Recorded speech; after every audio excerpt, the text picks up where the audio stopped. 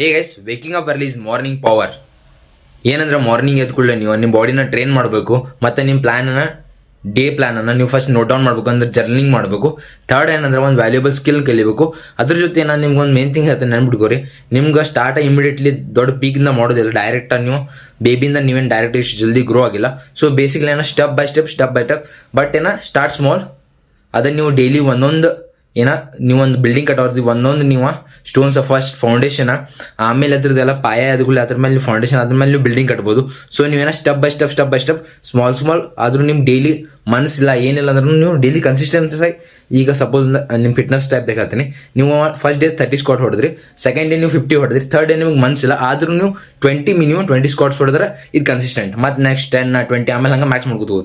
ಇದನ್ನ ನೀವು ಇದೇ ಥರ ಫಾಲೋ ಮಾಡಬೇಕು. ಮತ್ತು ನಿಮ್ಮ ಮಾರ್ನಿಂಗ್ ಪವರ್ಫುಲ್ ಇತ್ತಂದ್ರೆ ನಿಮ್ಮ ಡೇ ಪವರ್ಫುಲ್ ಇರ್ತೀವಿ, ನೀವು ಮತ್ತು ಫುಲ್ ಚಾರ್ಮಿಂಗ್ ಇರ್ತೀರಿ, ಗ್ಲೋಯಿಂಗ್ ಇರ್ತೀರಿ. ಸೇವ್ ದಿಸ್ ಆ್ಯಂಡ್ ಫಾಲೋ ಪಡಾಯ್ ರೆವಲ್ಯೂಷನ್.